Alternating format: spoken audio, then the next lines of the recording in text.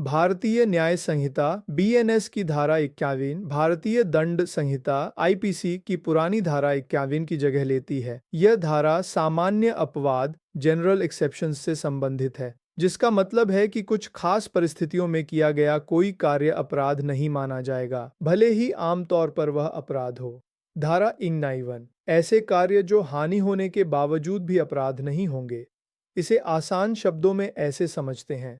यह धारा बताती है कि वे कुछ खास तरह के कार्यों से अगर किसी को कोई नुकसान होता भी है, तब भी वे कार्य अपराध नहीं माने जाएंगे, बशर्ते कि वे कार्य किसी दूसरे कानून के तहत पहले से ही अपराध न हो। इसका मतलब है कि अगर कोई ऐसा काम किया जाता है जिससे किसी को चोट या नुकसान होता है और यह काम किसी व्यक्ति की मर्जी, सहमति से किया गया है और इस काम को करने का नेक इरादा किसी को गंभीर चोट पहुंचाने या मौत करने का नहीं था और न ही ऐसा होने की बामना संभावना बीइंग का कोई ज्ञान था, तो यह कार्य अपराध नहीं होगा।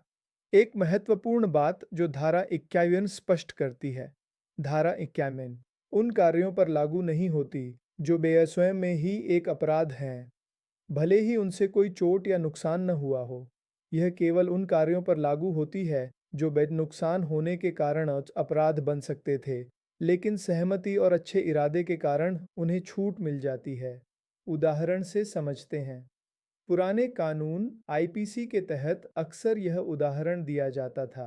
अगर कोई डॉक्टर किसी मरीज की सहमति से ऑपरेशन करता है, ऑपरेशन के दौरान मरीज को दर्द या चोट तो होती है, लेकिन डॉक्टर का इरादा मरीज को ठीक करना होता है, न कि उसे नुकसान पहुंचाना। अगर डॉक्टर ने अपनी पूरी सावधानी बरती है, तो भले ही मरीज को दर्द या चोट हुई हो, डॉक्टर का यह कार्य अपराध नहीं माना जाएगा। हालांकि अगर डॉक्टर किसी का गर्भपात अबॉर्शन करता है और यह गर्भपात कानूनन गलत तरीके से किया गया है, यानी मां के जीवन को बचाने के लिए या कानूनी शर्तों के तहत नहीं, तो भले ही महिला की सहमति हो, यह कार्य धारा 51 के तहत अपराध नहीं होने की छूट में नहीं आएगा, क्योंकि यह स्वयं में ही एक अपराध है। बॉन संक्षेप में, धारा 51 यह छूट देती है कि अगर किसी की सहमति से कोई ऐसा कार्य किया जाता है जिससे नुकसान हो सकता है, लेकिन उस नुकसान का इरादा नहीं था और न ही ऐसी संभावना का ज्ञान था, तो वह कार्य अपराध नहीं होगा। लेकिन यह छूट उन कार्यों पर लागू नहीं होती जो अपने आप में ही कानून के तहत अपराध माने जाते हैं, भले ही उनमें नुकसान न हुआ हो या सहमति ली गई हो। भारतीय न्याय संहिता 2023 की धारा 22 अजन्मे बच्चे की मृत्यु कारित करना, जो गैर इरादतन हत्या की श्रेणी में आता है। यह धारा उन मामलों से संबंधित है जहां कोई व्यक्ति ऐसा काम करता है जिससे एक गर्भवती महिला के गर्भ में पल रहे जीवित बच्चे, क्विक अनबॉर्न चाइल्ड, यानी वह बच्चा जिसमें हलचल महसूस होने लगी हो, की मृत्यु हो जाती है। इसे सरल शब्दों में ऐसे समझें। अगर कोई व्यक्ति कोई ऐसा काम करता है और अगर उस काम से किसी इंसान की मौत हो जाती, तो उसे गैर इरादतन हत्या कल्पेबल होमिसाइड माना जाता, और उसी काम के कारण अगर किसी गर्भवती महिला के गर्भ में पल रहे जीवित बच्चे जिसमें जान आ चुकी हो की मृत्यु हो जाती है, तो उस व्यक्ति को दोषी माना जाएगा। सजा, ऐसे अपराध के लिए अपराधी को प्रशासन 10 साल तक की कैदमन और जुर्माना भी हो सकता है। उदाहरण, मान लीजिए अ नाम का व्यक्ति जानता है कि उसके किसी काम, जैसे कि किसी गर्भवती महिला पर हमला करना, से एक गर्भवती महिला की जान जा सकती है, और अगर ऐसा होता तो यह गैर इरादतन हत्या होती। वह काम करता है और महिला घायल हो जाती है लेकिन मरती नहीं, हालांकि इस काम के कारण उसके गर्भ में पल रहे जीवित बच्चे की मृत्यु हो जाती है, तो इस स्थिति में को धारा 52 के तहत अपराध का दोषी माना जाएगा। मुख्य बातें, यह धारा अजन्मे बच्चे की मृत्यु से संबंधित है। यहाँ जीवित बच्चा, क्विक अनबॉर्न चाइल्ड, महत्वपूर्ण है, जिसका अर्थ है वह बच्चा जिसमें गर्भ में हलचल महसूस होने लगी हो। किया गया कार्य ऐसा होना चाहिए कि अगर उससे किसी व्यक्ति की मौत होती तो वह गैर इरादतन हत्या मानी जाती। सज़ा 10 साल तक की कैद और जुर्माना है। यह धारा विशेष रूप से अजन्मे बच्चों के अधिकारों की रक्षा करती है और उन कार्यों को दंडनीय बनाती है जिनसे उनकी जान को खतरा होता है। भारतीय न्याय संहिता बीएनएस की धारा 33 बच्चों के प्रति एक गंभीर अपराध से संबंधित है। 12 साल से कम उम्र के बच्चे को माता-पिता या देखभाल करने वाले द्वारा छोड़ देना या उसकी अनदेखी करना, exposure and abandonment of child under 12 years by parent और person having care of it. इसे सरल हिंदी में ऐसे समझें। धारा 33 बच्चे को छोड़ देना या उसकी उपेक्षा करना। अगर कोई व्यक्ति जो 12 साल से कम उम्र के बच्चे का पिता, माता या उसकी देखभाल करने वाला है और वह जानबूझकर उस बच्चे को किसी ऐसी जगह पर छोड़ देता है या उसकी इस तरह से उपेक्षा करता है कि बच्चे को पूरी तरह से त्याग दिया जाए, तो यह एक अपराध है। सजा: ऐसे व्यक्ति को 7 साल तक की कैद, कारावासवन हो सकती है, नित जुर्माना लेकिन लगाया जा सकता है या बेतकते दोनों सजाएं कैद और जुर्माना हो सकती हैं। स्पष्टीकरण: इस धारा का एक महत्वपूर्ण स्पष्टीकरण भी है। यह धारा इस बात को नहीं रोकती कि अगर बच्चे को छोड़ने या उसकी उपेक्षा करने के कारण उसकी मृत्यु हो जाती है, तो अपराधी पर हत्या आदि या गैर इरादतन हत्या पहले जो भी मामला हो का मुकदमा चलाया जाए। कहने का मतलब है कि अगर बच्चे की जान चली जाती है, तो अपराधी को इस धारा के तहत मिली सजा के अलावा हत्या या गैर इरादतन हत्या के लिए भी दंडित किया जा सकता है। संक्षेप में, धारा 33 उन माता-पिता या देखभाल करने वालों पर लागू होती है जो 12 साल से कम उम्र के बच्चे को पूरी तरह से त्यागने की नीयत से छोड़ देते हैं। यह एक गंभीर अपराध है और इसकी सजा 7 साल तक की कैद और या जुर्माना है। अगर बच्चे की मौत हो जाती है, तो अपराधी पर और भी गंभीर धाराओं के तहत मुकदमा चल सकता है। भारतीय न्याय संहिता बीएनएस की धारा 54 एक बहुत ही महत्वपूर्ण धारा है जो एक गंभीर अपराध से संबंधित है। इसे सरल हिंदी में समझते हैं। भारतीय न्याय संहिता बीएनएस की धारा 54 पार मृत शरीर के गुप्त व्ययन द्वारा जन्म छिपाना। यह धारा उस स्थिति से संबंधित है जब कोई व्यक्ति किसी बच्चे के जन्म को जानबूझकर छिपाने की कोशिश करता है और ऐसा करने के लिए उस बच्चे के मृत शरीर को गुप्त रूप से ठिकाने लगाता है। इसे आसान शब्दों में ऐसे समझें। अगर कोई व्यक्ति, चाहे वह बच्चा उसके जन्म से पहले मरा हो, जन्म के दौरान मरा हो या जन्म के बाद मरा हो, उसके मृत शरीर को किसी भी गुप्त तरीके से, जैसे चुपचाप दफनाकर या कहीं और छिपाकर, इसलिए ठिकाने लगाता है ताकि बच्चे के जन्म की बात किसी को पता न चले, तो यह एक अपराध है। सजा: जो कोई भी ऐसा करेगा उसे 2 तरह की सजा में से कोई एक हो सकती है। कारावास, जिसकी अवधि 2 साल तक बढ़ाई जा सकती है। जुर्माना, आर्थिक दंड, दोनों, कारावास और जुर्माना दोनों। एकता उदाहरण के लिए, एक महिला एक बच्चे को जन्म देती है जो दुर्भाग्यवश जन्म के समय या तुरंत बाद मर जाता है। वह इस जन्म और मृत्यु को छिपाने के लिए बच्चे के शव को चुपचाप अपने घर के पिछवाड़े में दफना देती है। यह धारा 84 के तहत एक अपराध होगा। कोई व्यक्ति किसी ऐसे नवजात शिशु का मृत शरीर पाता है जिसकी हाल ही में मृत्यु हुई है और वह किसी भी जांच या सवाल से बचने के लिए उस शरीर को किसी सुनसान जगह पर ठिकाने लगा देता है ताकि बच्चे के जन्म का पता न चले। यह भी इस धारा के तहत अपराध माना जाएगा।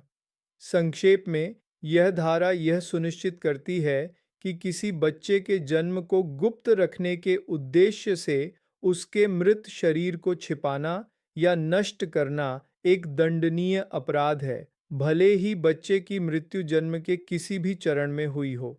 भारतीय न्याय संहिता बीएनएस की धारा 85 किसी बच्चे को अपराध करने के लिए काम पर रखना, नियोजित करना या संलग्न करना, हायरिंग, एम्प्लॉइंग और engaging a child to commit an offence.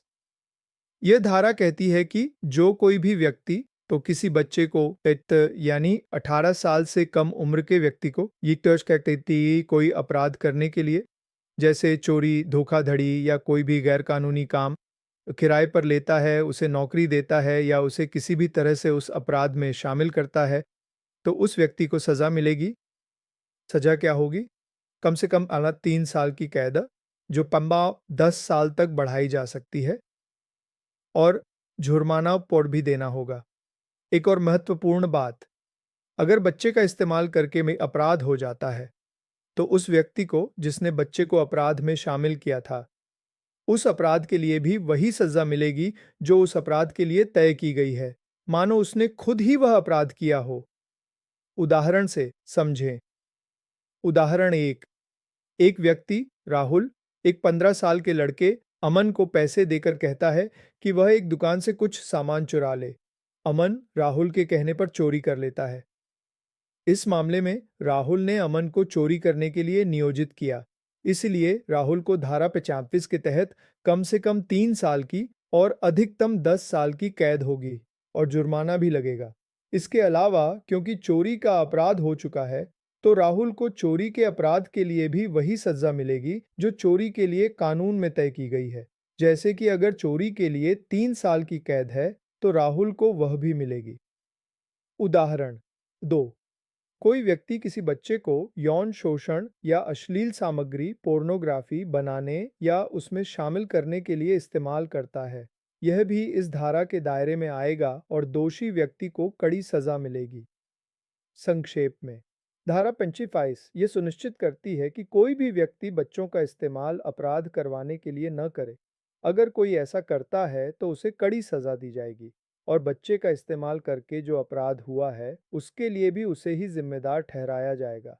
यह बच्चों को अपराध के जाल में फंसने से बचाने के लिए एक महत्वपूर्ण कानून है।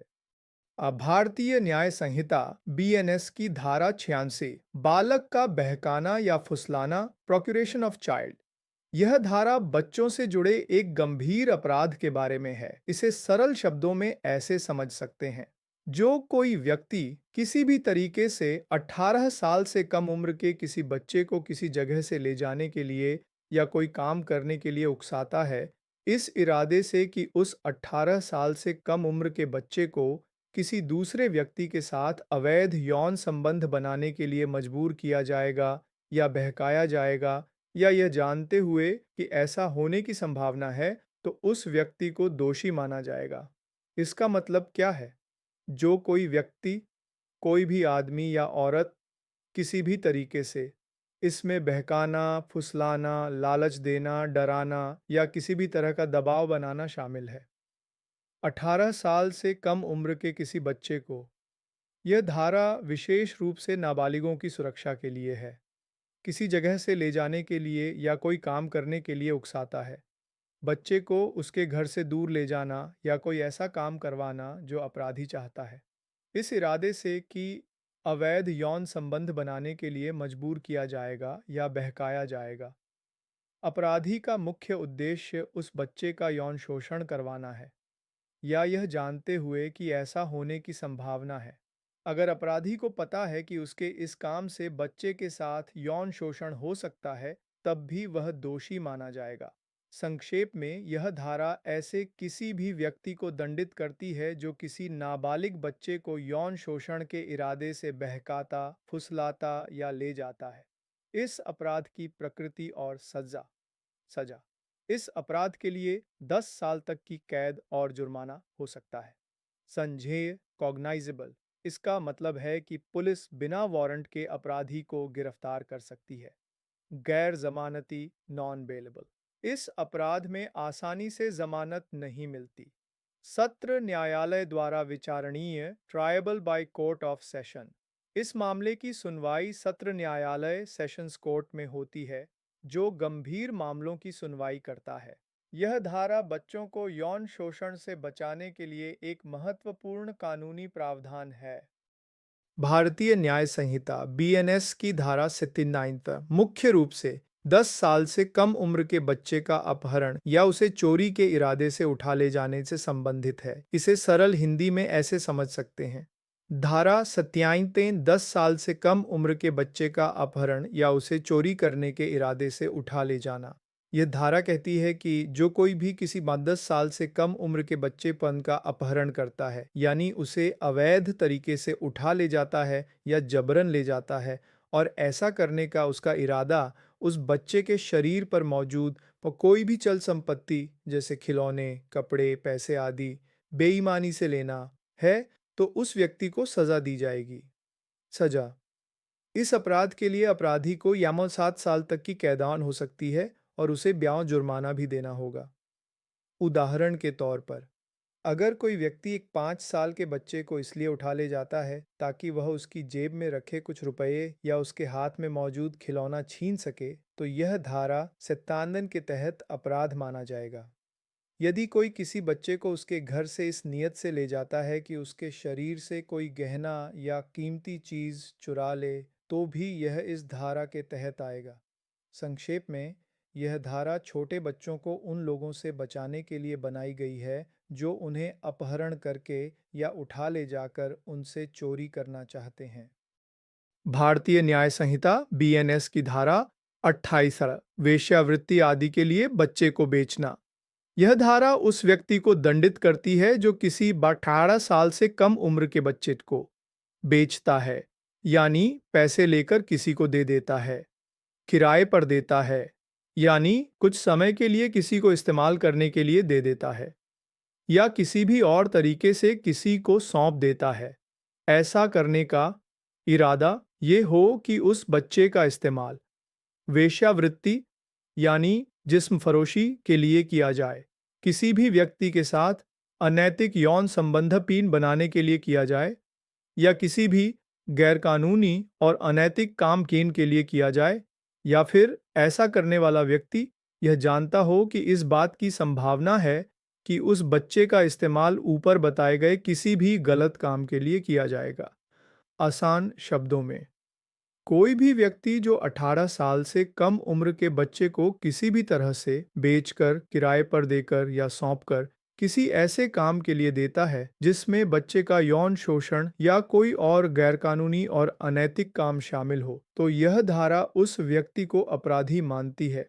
स्पष्टीकरण स्पष्टीकरण दे एक, अगर 18 साल से कम उम्र की किसी लड़की को किसी वेश्या या कोठा चलाने वाले को बेचा, किराए पर दिया या सौंपा जाता है, तो यह मान लिया जाएगा जब तक कि इसका उल्टा साबित न हो कि उसे वेश्यावृत्ति के इरादे से ही दिया गया था। स्पष्टीकरण 2, अनैतिक यौन संबंध का मतलब ऐसे यौन संबंध हैं जो शादी या किसी ऐसे रिश्ते के तहत नहीं हैं जिसे उनके व्यक्तिगत कानून या समुदाय के रीति रिवाज मान्यता देते हों। इस धारा के तहत सजा 10 साल तक की कैद और क़ैद जुर्माना। यह एक फैडीन संज्ञेय अपराध है, यानी पुलिस बिना वारंट के गिरफ्तार कर सकती है। गैर जमानती यानी आसानी से जमानत नहीं मिलती, और सत्र न्यायालय द्वारा विचारणीय यानी इसका मुकदमा सत्र न्यायालय में चलता है। यह धारा बच्चों को शोषण से बचाने के लिए बनाई गई है, खासकर यौन शोषण और अनैतिक गतिविधियों से। भारतीय न्याय संहिता बीएनएस की धारा 99 ने बच्चों को वेश्यावृत्ति आदि के उद्देश्य से खरीदना, buying child for purposes of prostitution etcetera. यह धारा उस व्यक्ति को दंडित करती है जो 18 साल से कम उम्र के किसी भी बच्चे को खरीदता है, किराए पर लेता है या किसी भी तरह से अपने कब्जे में लेता है, इस इरादे से कि उस बच्चे का किसी भी उम्र में वेश्यावृत्ति या किसी भी व्यक्ति के साथ अवैध यौन संबंध, अवैध संबंध या किसी अन्य गैरकानूनी और अनैतिक उद्देश्य के लिए इस्तेमाल किया जाएगा। इसमें यह भी शामिल है कि अगर व्यक्ति को यह पता हो कि ऐसा होने की संभावना है। इसे और आसान भाषा में समझें। कोई भी इंसान जो 18 साल से कम उम्र के बच्चे को किसी भी तरह से, जैसे खरीदकर, किराए पर लेकर या बहला फुसलाकर अपने पास रखता है और उसका मकसद उस बच्चे का इस्तेमाल वेश्यावृत्ति, गलत यौन संबंध या किसी भी गलत और अनैतिक काम के लिए करना है, तो उसे इस धारा के तहत अपराधी माना जाएगा, चाहे वह बच्चे का इस्तेमाल तुरंत करे या भविष्य में करे। स्पष्टीकरण 1, अगर कोई वेश्या या वेश्यालय चलाने वाला या उसका प्रबंधन करने वाला व्यक्ति 18 साल से कम उम्र की किसी लड़की को खरीदता है, किराए पर लेता है या अपने कब्जे में लेता है, तो यह माना जाएगा कि उसने उस लड़की को वेश्यावृत्ति के उद्देश्य से ही अपने कब्जे में लिया है, जब तक कि वह इसका कोई और वैध कारण साबित न कर दे। स्पष्टीकरण 2, अवैध यौन संबंध इलिसिट इंटरकोर्स का वही मतलब है जो धारा 86 में बताया गया है। आमतौर पर इसका मतलब शादी से बाहर के यौन संबंध होते हैं, खासकर जब वे जबरन या धोखे से हों। सजा: इस अपराध के लिए कम से कम 7 साल की कैद हो सकती है, जिसे 14 साल तक बढ़ाया जा सकता है, और जुर्माना भी लगाया जाएगा। यह एक बेसंज्ञेय अपराध, कॉग्नाइजेबल ऑफेंस है, यानी पुलिस बिना वारंट के गिरफ्तार कर सकती है। यह एक गैर जमानती अपराध, नॉन बेलेबल ऑफेंस है, यानी इसमें आसानी से जमानत नहीं मिलती। इसकी सुनवाई session court, court of session द्वारा की जाती है। संक्षेप में, धारा 99 बच्चों को यौन शोषण या अनैतिक कामों के लिए खरीदने या उन्हें अपने कब्जे में लेने को एक गंभीर अपराध मानती है और इसके लिए कड़ी सजा का प्रावधान करती है। भारतीय न्याय संहिता बीएनएस की धारा 100 को समझना बहुत जरूरी है, क्योंकि यह सदोष मानव वध, कल्पेबल होमिसाइड को परिभाषित करती है। आसान शब्दों में कहें तो यह बताती है कि कोई व्यक्ति कब किसी दूसरे की मौत का जिम्मेदार माना जाएगा, भले ही उसने सीधे तौर पर हत्या, मर्डर न की हो। धारा 100 सदोष मानव वध, कल्पेबल होमिसाइड। यह धारा कहती है कि जो कोई ऐसा काम करता है जिससे किसी की मौत हो जाती है और उसने वह काम एड मृत्यु कारित करने के इरादे से किया हो, यानी उसका सीधा इरादा किसी को जान से मारने का था, या तो ऐसी शारीरिक चोट पहुंचाने के इरादे से किया हो जिससे मृत्यु होने की संभावना हो, यानी उसे पता था कि उसकी चोट से मौत हो सकती है, या 3 यह जानते हुए किया हो कि उसके ऐसे काम से मृत्यु होने की संभावना है, यानी उसे पक्का पता था कि उसके काम से कोई मर सकता है, भले ही उसका सीधा इरादा मारने का न हो। तो ऐसे व्यक्ति ने सदोष मानव वकालत का अपराध किया है। इसे उदाहरणों से समझें। उदाहरण 1, कि एक गड्ढे पर लकड़ियां और घास बिछा देता है इस इरादे से कि कोई उस पर चले और गिरकर मर जाए, या यह जानते हुए कि ऐसा करने से कोई मर सकता है। क उस जमीन को पक्की मानकर उस पर चलता है, गड्ढे में गिर जाता है और मर जाता है। का ने सदोष मानव वध का अपराध किया है। भले ही अक ने खा को सीधे नहीं मारा, लेकिन उसका इरादा या ज्ञान मौत का कारण बना। उदाहरण 2, क जानता है कि अग एक झाड़ी के पीछे छिपा है। क ये नहीं जानता। अक ग को मारने के इरादे से या यह जानते हुए कि ऐसा करने से अग्गा की मौत हो सकती है, क को झाड़ी पर गोली चलाने के लिए उकसाता है। क गोली चलाता है और अग मर जाता है। यहाँ अग शायद किसी अपराध का दोषी न हो, लेकिन अंकान ने सदोष मानव वध का अपराध किया है, क्योंकि अग का इरादा या ज्ञान था। उदाहरण 3, कब सदोष मानव वध नहीं। क एक मुर्गे को मारने और चुराने के इरादे से उस पर गोली चलाता है और गलती से खा को मार देता है, जो झाड़ी के पीछे छिपा था। काक को नहीं पता था कि खा वहां था। यहाँ भले ही का एक गैरकानूनी काम कर रहा था, लेकिन वह सदोष मानव वध का दोषी नहीं है, क्योंकि उसका इरादा खा को मारने का नहीं था। न ही उसे पता था कि उसके काम से खा की मौत होने की संभावना है। यहाँ इरादा या ज्ञान की कमी है। मुख्य बिंदु: इरादा, इंटेंशन। अपराधी का सीधा इरादा मौत का कारण बनना था। ज्ञान, नॉलेज। अपराधी को पक्का पता था कि उसके काम से मौत हो सकती है। संभावना, लाइकली टू कॉज डेथ। चोट इतनी गंभीर थी कि उससे मौत होने की संभावना थी। यह धारा हत्या से थोड़ी अलग है, क्योंकि हत्या में मारने का पक्का इरादा या पक्का ज्ञान ज्यादा गहरा होता है, जबकि सदोष मानव वध में यह इरादा या ज्ञान थोड़ा कम हो सकता है, लेकिन फिर भी कार्य से मृत्यु होती है। सरल शब्दों में, धारा 100 बताती है कि अगर कोई व्यक्ति कोई ऐसा काम करता है जिससे दूसरे की जान चली जाती है और उसे उस काम के खतरनाक नतीजों का पता था या होना चाहिए था, तो उसे सदोष मानव वध का दोषी माना जाएगा।